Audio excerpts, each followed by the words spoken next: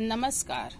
मैं गारुलिया municipal girls high school की सहायक शिक्षिका विजय लक्ष्मी गुप्ता अपने YouTube चैनल शिव विजय लक्ष्मी गुप्ता पर आप सभी का स्वागत करती हूँ।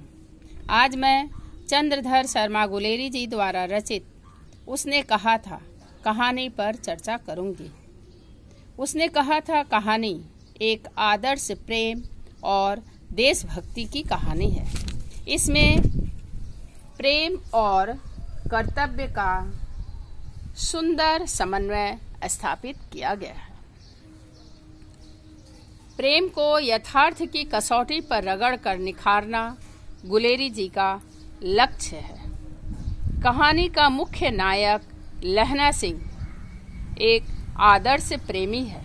उसका प्रेम निश्चल है। उसके हृदय में कर्तव्य की मनोभावना कूट कूट कर भरी है। उसने कहा था कहानी पंजाब की अमृतसर शहर की पृष्ठभूमि पर लिखी गई है, अतः पंजाबी और उर्दू के शब्दों का प्रयोग हुआ है। साथ ही साथ युद्ध चूंकि विदेशी भूमि पर लड़ा गया था, हमारी सेना अंग्रेजों की ओर से लड़ने के लिए जर्मन में गई हुई थी। इसलिए पंजाबी, उर्दू एवं हिंदी के शब्दों के साथ ही साथ फिरंगी, मेम, स्वेटर आदि अनेक अंग्रेजी भाषा के शब्दों का भी प्रयोग हुआ है। उसने कहा था कहानी का नायक एक सिख परिवार का बेटा लहना सिंह तथा एक सिख परिवार की बेटी होरा, जो बाद में सूबेदार हजारा सिंह की पत्नी होती है। दोनों की अकस्मात प्रथम मुलाकात अमृतसर के बाजार में चौक की एक दुकान पर होती है। परंतु मैं कहानी के सारांश की चर्चा करने से पूर्व सर्वप्रथम कहानी में आए हुए कुछ शब्दों के शब्दार्थ की चर्चा करूंगी। शब्दों के शब्दार्थ इस प्रकार हैं। बम्बू कार्ट अर्थात घोड़ा गाड़ी, कुड़माई सगाई, मीठी छुरी तीखी व्यंग्य, चितौनी चेतावनी, जीने जोगिए जीने योग्य, कर्मा वालिए भाग्यवान, खंदकों युद्ध के मोर्चे पर खुदे हुए गड्ढे, जलजला बाढ़ या भूकंप, सिगड़ी अंगीठी, मांदे पड़ जाना बीमार पड़ जाना, निमोनिया सर्दी से होने वाली एक खतरनाक बीमारी, मुरब्बे एक प्रकार की मिठाई, आंख मारते पल भर में माथा ठनका, संदेह हुआ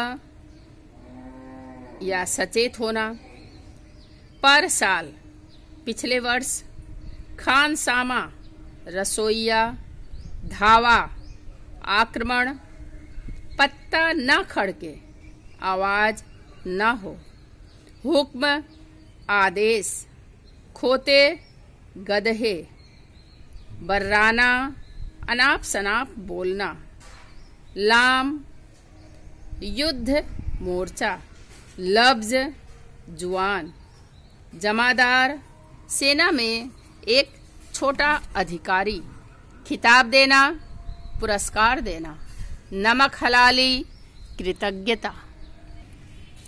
अब हम लोग उसने कहा था कहानी का सारांश पर चर्चा करेंगे।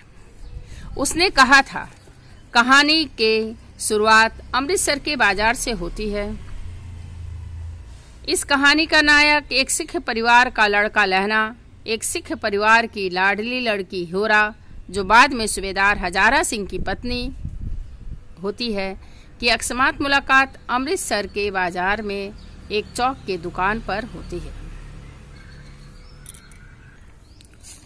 कहानी कार के अनुसार अमृतसर शहर के बम्बू काट वालों अर्थात घोड़ा गाड़ी वालों या जिनके अंत वान शब्द जुड़ा होता है।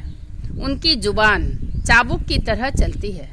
उनके लिए हर उम्र का राहगीर एक ही समान होता है। उम्र दराज लोगों के लिए भी उनके पास आदर सूचक शब्द नहीं होता। बम्बू काट के सामने आने वाली एक माँ सरीखी औरत को भी ये गाड़ीवान नहीं छोड़ते। रास्ते से हटाने के लिए इनकी जुबान की मीठी छुरी किस प्रकार चलती है, इसका नमूना इन पंक्तियों में दिखता है। हट जा जीणे जोगिए, अर्थात हट जा तू जीने योग्य है। हट जा कर्मा वालिए, अर्थात तू भाग्यवान है। हट जा पुत्र प्यारिए, अर्थात पुत्रों को प्यारी है। इस प्रकार व्यंग्यवाणों से ये बम्बू काट वाले आम आदमी को बेधते रहते हैं, जैसे कि वे सड़क के कोतवाल हैं। उन्हीं की मर्जी से शहर चलता है। इसका अर्थ है तू जीने योग्य है, तू भाग्यों वाली है, पुत्री को प्यारी है, लंबी उम्र तेरे सामने है। तू क्यों मेरे पहिए के नीचे आना चाहती है? बच जा। ऐसे बम्बू काट वालों के बीच में होकर एक लड़का लहना सिंह और एक लड़की सूबेदारनी हजारा सिंह चौक की एक दुकान पर आ मिलते हैं। उनके बालों और ढीले नूथनों से ऐसा जान पड़ता है कि दोनों सिख हैं। लड़का अपने मामा के केस धोने के लिए दही लेने आया था और लड़की रसोई के लिए बढ़िया। दुकानदार एक परदेसी से गुथ रहा था जो शेर भर पीले पापड़ों की गड्डी को गिने बिना हटता न था। इसी दौरान दोनों लड़का और लड़की आपस में वार्तालाप कहते हैं। एक दूसरे से पूछते हैं, तेरे घर कहाँ है? नगरे में। और तेरे? माझे में। वहाँ कहाँ रहती है? अतर सिंह की बैठक में। वे मेरे मामा होते हैं। मैं भी मामा के यहाँ आया हूँ। उनका घर गुरु बाजार में है। इतने में दुकानदार निपटा और इनका सौदा देने लगा। सौदा लेकर दोनों साथ साथ चले। कुछ दूर जाकर लड़के ने मुस्कुरा कर पूछा, तेरी कुड़माई हो गई? अर्थात तेरी सगाई हो गई है। इस पर लड़की कुछ आंखें चढ़ाकर धत्त कहकर दौड़ गई और लड़का मुंह देखता रह गया। दूसरे तीसरे दिन सब्जी वाले के यहाँ या दूध वाले के यहाँ अकस्मात दोनों मिल जाते हैं। महीने भर यही हाल रहा। 2-3 बार लड़के ने फिर पूछा, तेरी कुड़माई हो गई? और उत्तर में वही धत्त मिला।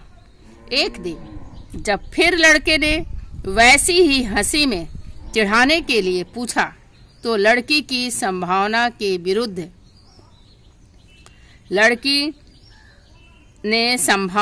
विरुद्ध बोली, हाँ हो गई। कब? कल देखते नहीं वह रेशम से कढ़ा हुआ सालू। लड़की भाग गई। लड़के ने घर की राह ली। रास्ते में एक लड़के को मोरी में ढकेल दिया। एक छाबड़ी वाले की दिन भर की कमाई खोई। एक कुत्ते पर पत्थर मारा और एक गोभी वाले ठेले में दूध उड़ेल दिया। सामने नहाकर आती हुई किसी वैष्णवी से टकराकर अंधे की उपाधि पाई। तब कहीं घर पहुंचा। इस घटना के लगभग 25 वर्ष पश्चात वह चंचल और नटखट बालक लहना सिंह 77 नंबर सिख राइफल का फौजी जमादार होता है। वह जर्मनी युद्ध के मैदान में कार्यरत है। लड़ाई पर जाने से पूर्व सूबेदार का खत मिलता है कि वह भी साथ चलेगा। लहना सिंह फौज के सूबेदार हजारा, जिसकी शादी उसी लड़के से हुई थी, और जिसका पुत्र बोधा सिंह भी उसी फौज का एक सैनिक जवान था, के गांव जाता है। वह उसके सूबेदार हजारा सिंह के घर पहुंचता है, जहां सूबेदारनी उसे पहचान लेती है। सूबेदारनी उसके बचपन की वही साथिन है। ममता का स्रोत एक बार पुनः दोनों के हृदय में उमड़ पड़ता है। वह लहना सिंह पर विश्वास रखती है और अपने पति तथा पुत्र को युद्ध क्षेत्र के मैदान में बचाने की बात कहती है। सूबेदारनी कहती है, तुम्हें याद है, एक दिन तांगे वाले का घोड़ा दही बड़े वाले की दुकान के पास बिगड़ गया था। तुमने उस दिन मेरे प्राण बचाए थे। ऐसे ही दोनों को बचाना, यही मेरी भिक्षा है। तुम्हारे आगे मैं आंचल पसारती हूँ। लहना सिंह युद्ध क्षेत्र में उसके बीमार बोधा सिंह को बचाने की कोशिश करता है और उसमें सफलता भी प्राप्त करता है। कहानीकार के अनुसार अंग्रेजों की ओर से प्रथम विश्व युद्ध में जर्मनी के खिलाफ लड़ने के लिए भारत की सिख बटालियन के जवान मोर्चे पर तैनात थे। वैसे अपने देश की जलवायु और जर्मनी की जलवायु में बड़ा अंतर है। वहाँ बहुत सर्दी पड़ती है। बरसात के दिन थे, खाइयों में पानी भर जाता था। ऐसे में सैनिक अपनी बहादुरी एवं हौसले के विपरीत परिस्थितियों को भी अपने अनुकूल बना लेते थे। भारतीय सेना अपनी बहादुरी के लिए जानी जाती है। उसमें भी सिखों का कहना ही क्या। वे लड़ने के लिए गए हैं, दुश्मन सैनिकों से दो चार करने के लिए गए हैं, पर खंदक में पड़े पड़े वे लड़ नहीं पा रहे हैं। इस बात का उन्हें मलाल है। ऊपर से जाड़ा और खंदक में भरा पानी और कीचड़ कोढ़ में खाद की तरह कष्टकर प्रतीत हो रहा है। युद्ध के मोर्चे पर शत्रु सेना की ओर से जबरदस्त गोलाबारी हो रही है, जिससे पूरी खंदक हिल उठती है। खंदक के बाहर जरा भी कोहनी या साफा निकाला कि उसी को लक्ष्य करके दंदनाती हुई गोली या गोला आता है। न जाने शत्रु सेना के जवान कहाँ छिपे हैं, घास में या पत्तों में। यह समझना बड़ा ही कठिन है, पर हमारे जांबाज सिख सैनिकों का कोई जवाब नहीं। गोला बारूद तो उनके लिए जैसे बच्चों का खिलौना हो। उनका साहस एवं उनकी दिलेरी नतमस्त है। अपनी वादा के आधार पर सिख बटालियन 77 नंबर का हवलदार लहना सिंह सूबेदारनी का बेटा बीमार बोधा सिंह की सेवा बड़ी तन्मयता से करता है, निस्वार्थ भाव से करता है। स्वयं सर्दी खाते हुए अपना कोट और कंबल बोधा को उड़ा देता है। वह संतुष्ट है कि वह किसी को दिए वचन का निर्वाह कर रहा है। यह बात बोधा नहीं जानता है। अतः वह कह उठता है कि भाई, तुम अपने शरीर का भी ख्याल रखो। मेरे लिए इतना कुछ करते हो, मैं सब समझता हूँ।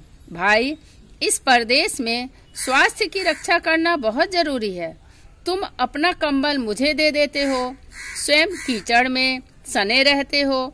इस हाड़ कपा देने वाली सर्दी में निमोनिया हो सकता है, फिर तेरी देखभाल कौन करेगा?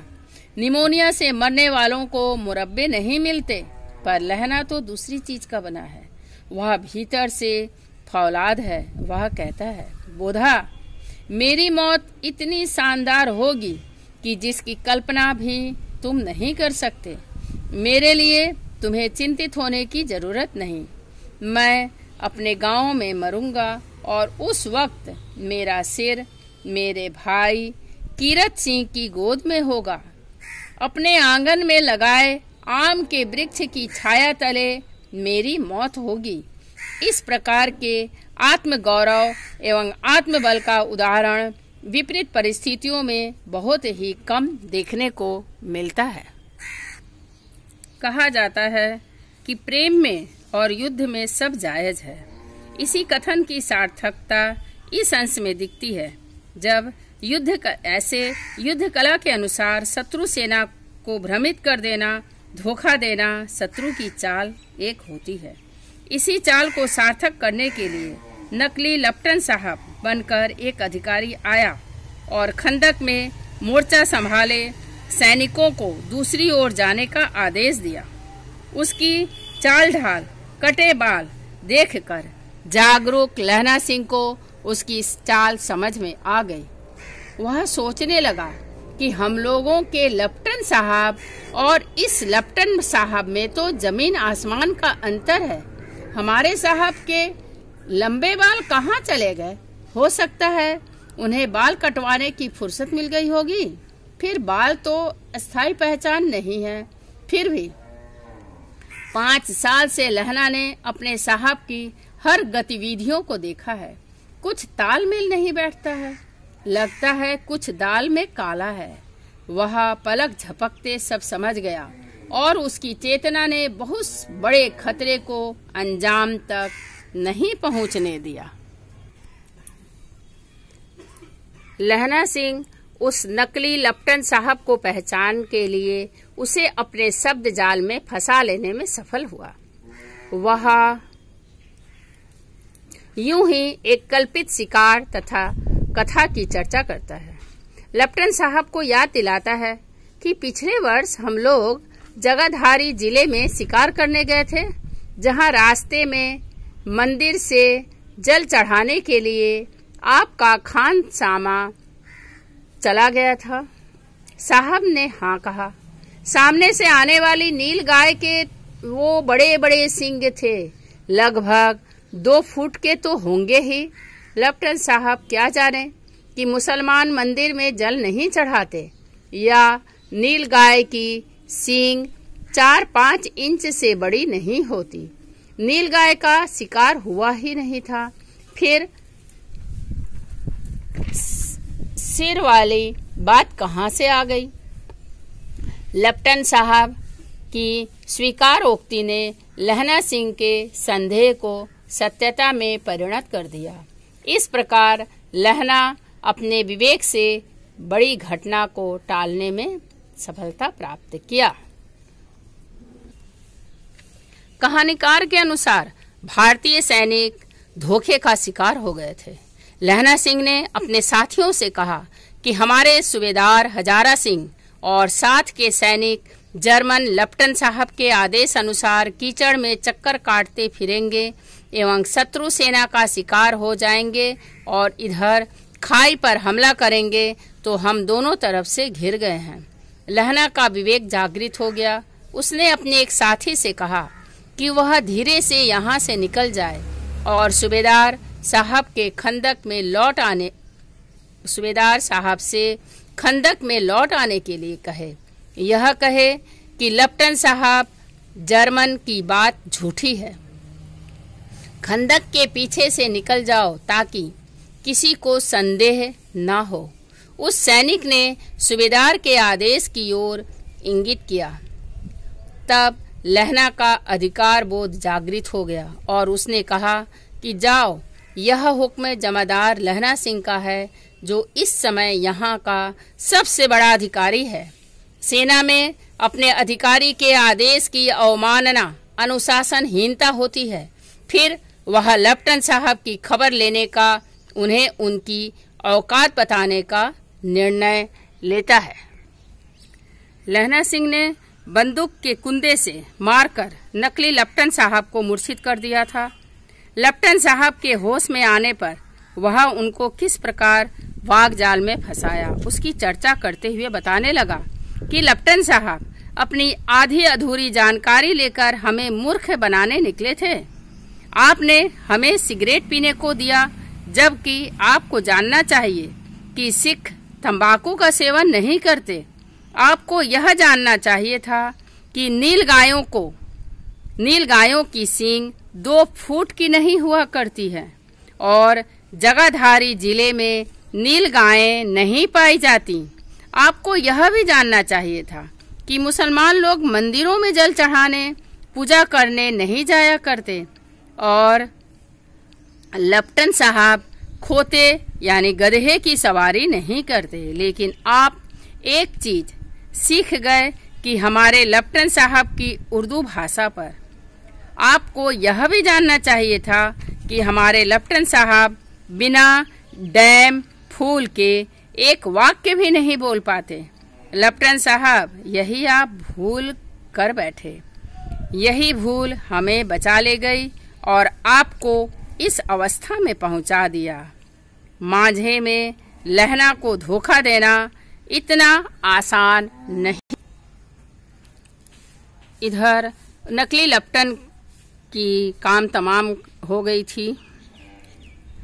खंदक में जहां भारतीय सैनिकों ने मोर्चे बंदी कर रखी थी, युद्ध की खबर जंगल की आग की तरह 3 मील दूर के खाई में छिपे सैनिकों को लग गई थी। इसलिए वहां से आनन फानन में चिकित्सीय सुविधा एवं गाड़ियां घायल सैनिकों को ले जाने के लिए पहुंचाई थी। इस लड़ाई में हवलदार लहना भी घायल हो गया था।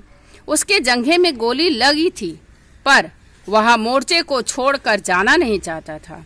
घायल पट्टी बांधवाकर प्राथमिक इलाज कराकर गाड़ी से चिकित्सीय सुविधा प्राप्त करने के लिए प्रस्थान करने को प्रस्तुत हो रहे थे। सूबेदार हजारा सिंह लहना सिंह की मरहम पट्टी करवाना चाहते थे, पर लहना ने यह कहकर मना कर दिया कि घाव गंभीर नहीं है, सवेरे देखा जाएगा। गाड़ी में बीमार बोधा सिंह को चढ़ाया गया। वह अत्यधिक ज्वर अनाप शनाप बक रहा था। सूबेदार हजारा सिंह लहना सिंह को छोड़कर गाड़ी से नहीं जाना चाहते थे, पर बोधा और सूबेदारनी की सौगंध दिलाकर लहना ने दोनों बाप बेटों को युद्ध के मोर्चे से सुरक्षित स्थान में भिजवाकर चैन की सांस ली, यह कहते हुए कि जब घर जाना तो सूबेदारनी से कह देना कि जो उसने कहा था वह मैंने पूरा कर दिया। सूबेदार के जाने के समय वह कहता है, सुनिए तो, सूबेदारनी होरा को चिट्ठी लिखो तो मेरा मत्था टेकना लिख देना, और जब घर जाओ तो कह देना कि मुझसे जो उसने कहा था वह मैंने कर दिया। मृत्यु के समय पहले की स्मृति साफ हो जाती है। युद्ध मोर्चा पर लहना सिंह अंतिम सांसें गिन रहा था। उसके मानस पटल पर 25 वर्ष पूर्व में घटी हुई घटना की स्मृतियां कौन जाती है। किस प्रकार उस 8 वर्ष की सिख बाला से एक दुकान पर लहना से मुलाकात हुई थी, जब वह अपने मामा के घर गया हुआ था।